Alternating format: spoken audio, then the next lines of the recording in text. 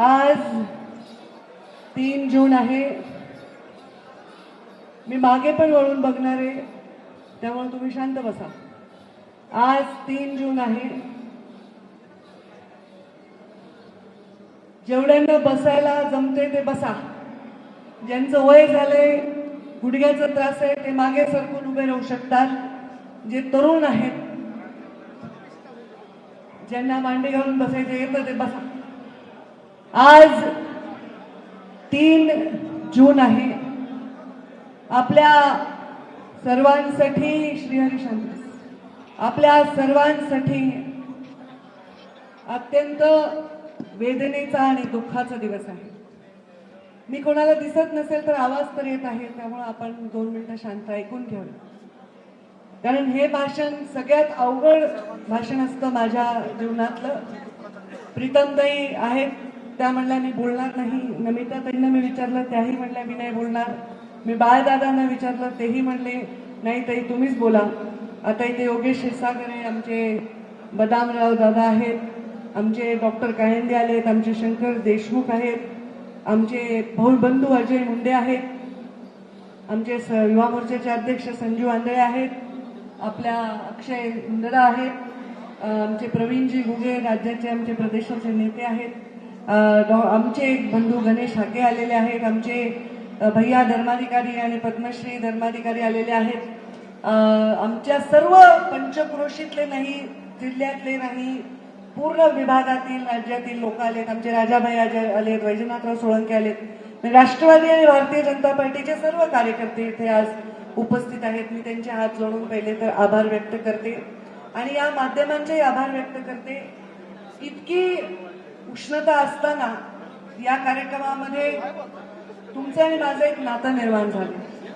आपल्या ज्या कुळात आपण जन्म घेतो त्या कुळाचं आपलं रक्ताचं नातं असतं, पण जेव्हा आपण एकत्र घाम गाळत असतो एखाद्या कारणासाठी, तर ते नातं रक्ताच्या नात्यापेक्षाही श्रेष्ठ नातं असतं.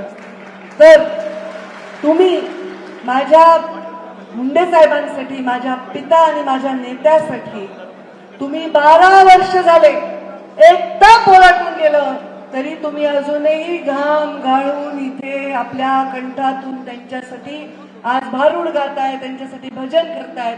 आमच्या आईसाहेब खास इथे भजनासाठी आल्या, हे अजून जास्त पुण्य आम्हाला लाभलं. मी त्यांचे आभार मानते. त्या नेहमीप्रमाणे दुसऱ्या बाजूला जाऊन बसले ते माझी आई प्रज्ञा मुंडे, माझा मुलगा आर्यमन, माझे जावई गौरव, माझा मुलगाच माझा पण प्रीतमच्या पोटून जन्मलेला अगस्त्य, आमचा जो मला म्हणतो की माझी आई आहे तुम्ही, असा अक्षय, विजूभाऊ दिसायलेत मला सगळे इकडे. आमची शिल्पाताई आहे, आमची मावशी आहे, आमची सर्व वहिनी आल्या आहेत, आमचा भाऊ आलाय, अशोक जैन दिसत आहेत, निमाताई दिसते, आमचे सलीम जहांगीर दिसत आहेत, आमचे विजय वाकेकर दिसत आहेत, आमचा रमेश दादा दिसतोय, रामराव खेडकर दिसत आहेत, विनोद सामंत दिसत आहेत, श्रीहरी काका, जीवराज डाकणे, तांदळे, करमाटे, सगळे जगातले नाव मी घेऊ शकते. पण हे सगळे जण इथे आले. मी आता 4 धाम करून आले. प्रत्येक जण मला म्हणे की आपल्या आई वडिलांना 4 धामाला मुलाचं कर्तव्य असतं नेणं, पण याच ठिकाणी जिथे साहेब आज इथे आहेत, तिथे याच हाताने मी साहेबांना अंतिम संस्कार साहेबांचा केलाय. तर मुलापेक्षा तर काही कमी कर्तव्य माझं नाही, पण माझ्या आईला मी 4 धामला घेऊन आले आणि इतका आनंद लोकांच्या मध्ये. भाबडे लोक आहेत आपण, भोळे लोक आहेत आपण. मुंडे साहेबांनी काही आपल्या घरामध्ये आणून सोन्याचे पोते भरले नव्हते, पण मुंडे साहेबांनी आपल्या हृदयात, आपल्या रक्ताच्या धमन्यांमध्ये स्वाभिमान भरलाय, म्हणून आपण मुंडे साहेबांना कधीच विसरू शकत नाही. गरीब माणसाला त्याचा पाठीचा कणा जो वर्षानुवर्ष अत्याचाराने वाकला होता त्याला ताट करण्याचं काम जर कोणी केलं असेल तर ते गोपीनाथ मुंडे साहेबांनी केलेलं आहे, म्हणून आपण त्यांना विसरू शकत नाही. जाती धर्माच्या सगळ्या भिंती पाडून ज्यांच्यासाठी अश्रू गाळले आजच्या दिवशी संबंध देशातल्या लोकांनी, त्या मुंडे साहेबांचं आणि त्या लोकांच्या अश्रूचं आणि आमचं नातं रक्ताच्या नात्यापेक्षा श्रेष्ठ नाही का, असा माझा प्रश्न. आज तुम्ही सगळे इथे आलात, मी हात जोडून तुमचं अभिनंदन करते की तुम्ही एवढं प्रेम करता तुमच्या नेत्यावर आणि तुमचे आभार मानते की तुम्ही माझ्या पित्यासाठी आलात. 12 वर्ष झाल्यावर सख्या आई वडिलांचं सुद्धा गोड जेवण घालायला लोक कंटाळ करतात, पण मुंडे साहेबांच्या या गडावर घेऊन तुम्ही, हत्ते साहेब आलेत, तुम्ही स्वतः इथे येता आणि 2 घास प्रसाद घेता आणि आपला पिता जणू आपला बाप स्वतःचा वारला असं लोकांनी मुंडन पूर्ण राज्यभराच्या लोकांनी करून घेतले. हे मुंडे साहेबांविषयी असणारं तुमचं प्रेम. जेवढं प्रेम तुम्ही मुंडे साहेबांवर करता तेवढं मी कर्जबाजारी होते. कारण माझा श्वास तुमच्याकडे गहाण टाकून मुंडे साहेब स्वर्गाला गेलेले आहेत. कारण मुंडे साहेबांना जेवढा तुम्ही प्रेम करता तेवढं तुमचे जोडे उचलायची क्षमता माझ्यामध्ये येते. तुमच्यासाठी कष्ट करण्याची क्षमता माझ्यामध्ये येते. मला या जीवनामध्ये तुमच्या प्रेमापेक्षा तुमच्या सन्मानापेक्षा कुठली संपत्ती मोठी नाही. मुंडे साहेबांची आणि वैद्यनाथाची शपथ घेऊन मी तुम्हाला सांगते. आज मोदीजींनी आव्हान केलं की इंधनाचा प्रश्न निर्माण होऊ शकतो, इंधनाची काटकसर करा, म्हणून मी हा कार्यक्रम रद्द केला. नाही तर इथं लक्षभोजन असतं, आपल्या डोक महाराजांचं कीर्तन असतं, मोठा मंडप असतो आणि सगळ्या पंचकृषीतल्या मायमाऊल्या सगळे लोक इथे येतात आणि इथे मोठ्या प्रमाणामध्ये आपण मुंडे साहेबांच्या नावाने कीर्तन करतो, अन्नदान करतो. स्वतः अमितभाई शहानी या गोपीनाथ गडाचं उद्घाटन केलंय. सर्व मंत्रिमंडळ तेव्हा उपस्थित होतं.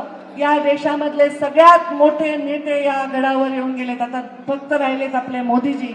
आता भविष्यात तुम्ही काय चांगला एखादा इथे प्रसंग घडून मोदीजी इथे यावे हीच आता इच्छा आहे की आज मोदीजींच्या आव्हानासाठी आम्ही इथे आलो. मला तो दिवस 3 जूनचा सोपा वाटतो, पण 2 जूनची रात्र मात्र फार फार कठीण असते. मी, माझी आई, प्रीतमताई, आम्ही दोन्ही लेकरं, आम्ही काल रात्री आम्ही इथे बसलो होतो आईजवळ.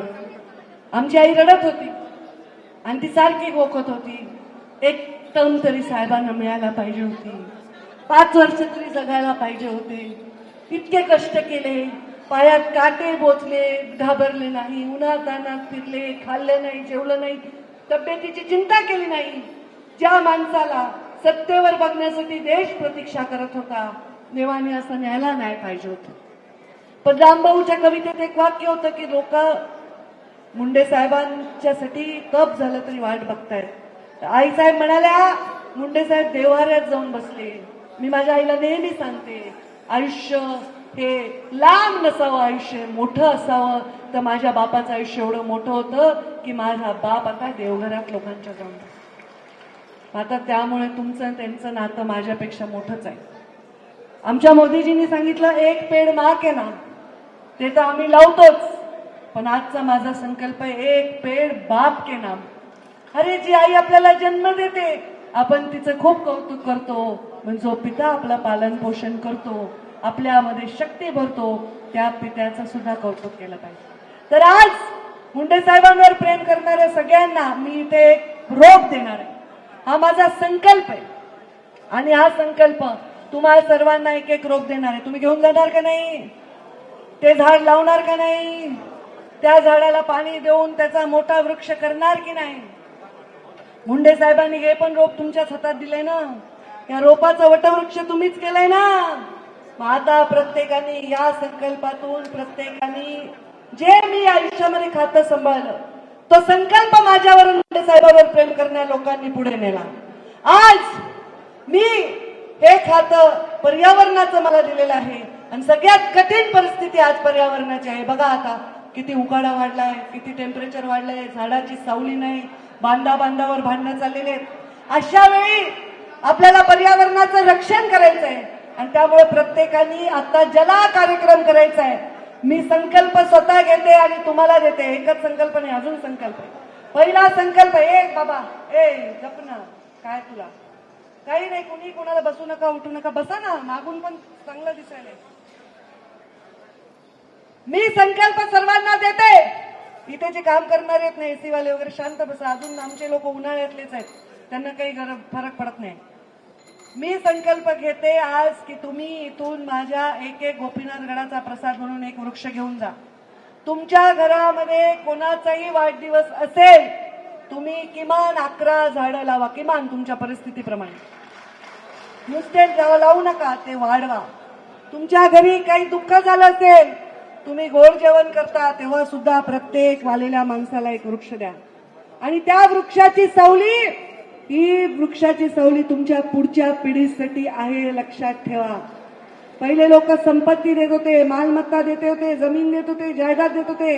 आता आपण जो प्रत्येक श्वास घेतोय तो आपण पुढच्या पिढीपासून हिरावून घेतोय, ही जबाबदारी आपल्या सर्वांची आहे.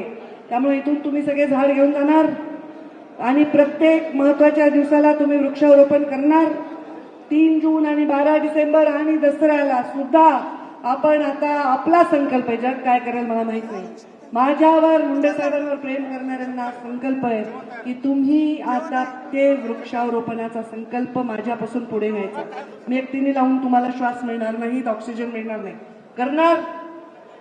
दुसरा संकल्प, मुंडे साहेब कोण होते? कोण होते? लोकनेते होते. त्याच्या आधी कोण होते? मुख्य काय? शेतकरी होते. मुंडे साहेबांच्या राजकारणाची सुरुवात कशी आहे? शेतीवर, शेतकऱ्यांवर अन्याय झाला तर ते उठवायचे, ते त्याच्यासाठी लढायचे. पहिला मोठा विक्रमी मोर्चा जर नागपूरमध्ये शेतकऱ्यांच्या कर्जमाफीचा कोणी नेला असेल, इतिहासात तर गोपीनाथ मुंडे नावाच्या या तुमच्या लेकरांनी. मुंडे साहेब शेती करायचे. आता मी पण असं ठरवलंय की रासायनिक नसलेली शेती मी करणार, हा माझा संकल्प आहे. कारण मी जर जे केलं तर तुम्ही कॉपी करता. काय ताईनी जी गाडी घेतली ती गाडी घ्या वाटते. आता माझ्यासारखे कपडे तुम्ही घालत नाही नशीब, पण ताईने गॉगल घालून फोटो काढला, तुम्ही गॉगल घालून फोटो काढता. ताई अशा वळल्या तशा वळल्या सगळं करता की नाही? मुंडे साहेबांसारखं करता. मग मी जे करेल ते तुम्ही करणार. म्हणून मी ठरवलंय की रासायनिक खतांशिवाय शेती करायची. पहिल्या वर्षी मला नुकसान होईल समजा, पण जैविक शेती किंवा नैसर्गिक शेती मी करणार आहे. मुंडे साहेब शेतकरी होते. आज मातीची जी अवस्था झालेली आहे, पाण्यामध्ये जे प्रदूषण आहे ते उद्योगापेक्षाही जास्त हे शेतीमधल्या रासायनिक खतांमुळे.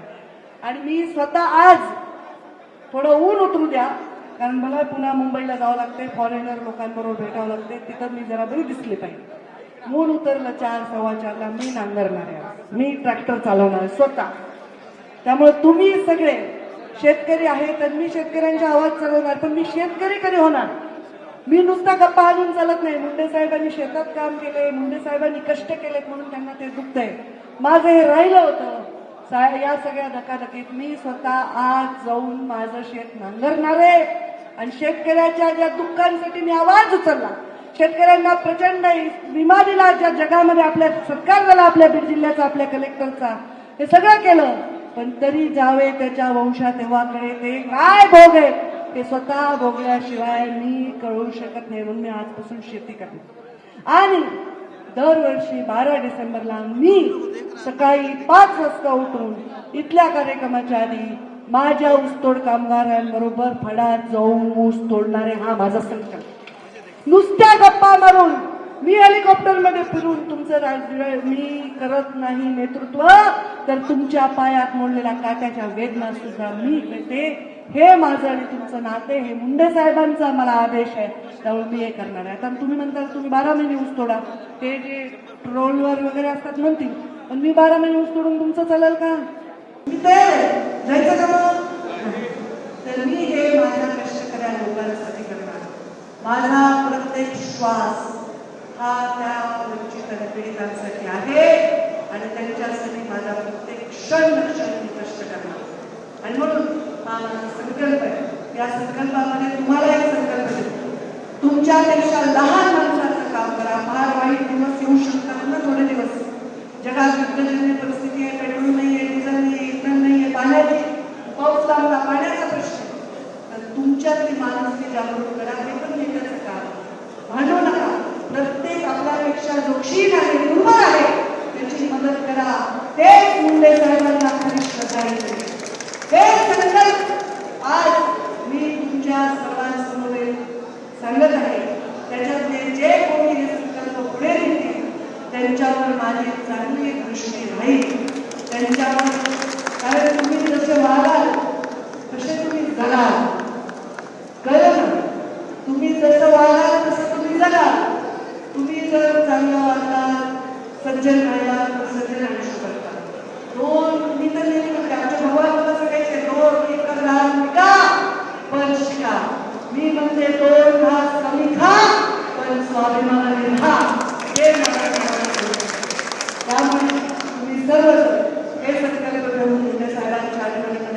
हे 4 गोष्टी केल्या तर तुम्ही आणि मुंडे साहेब ही कडी कोणीही तोडू शकणार नाही. अजून एक माझा संकल्प आहे, पण तो मी आता जाहीर करणार, तो मी नवरात्री जाहीर करणार. तर नऊ मीडियावाल्यांनी विचार करा नवरात्रीपर्यंत माझा काय संकल्प असेल, तो मी संकल्प करणार आहे. आणि तो संकल्प या सगळ्या तुटलेल्या कड्या जोडण्यासाठी असेल. तो संकल्प स्वतःची राजकीय कोणे बाजू केण्यासाठी, माणसात भिंती उभारणाऱ्या भिंती तोडण्यासाठी असेल. भलेही मला कष्ट पडो, भलेही मला संघर्षाचा सामना करावा लागेल, तो संकल्प मी नक्कीच पुरा करणार आहे. तो मी नवरात्रीमध्ये तुम्हाला सांगणार. तुमचा माझा विश्वास आहे ना? आहे का? एवढ्या लोकांचा आहे का? जेवढे होणार आहे तेवढा जीव आहे का? तुमचा माझा विश्वास आहे का? मुंडे साहेबांची प्रेम आहे का? मुंडे साहेबांची श्रद्धा आहे का? मुंडे साहेबांची मान वर करायला का? खाली करायला का? म्हणजे तुम्ही बरोबर बोलाय. तर मुंडे साहेबांची स्वर्गात मान उंचावली पाहिजे, असा प्रत्येक मुंडे साहेबांचा मावळा घडला पाहिजे, असं काम आपल्या हातून झालं पाहिजे. आणि या जिल्ह्याची विस्कटलेली घडी भरून काढण्यासाठी आपण प्रयत्न करू. कारण आपण प्रयत्न करणारे लोक आहेत. आपण बनलेल्या खिरीत मीठ घालणारे नाही, साखर घालणारे लोक आहेत. हे आपला भाव पाहिजे. आणि म्हणून आपण सर्वजण या संकल्पामध्ये माझे साथ द्या एवढीच आपल्याला विनंती करते आणि माझ्या वाणीला विराम देते. जय हिंद, जय महाराष्ट्र.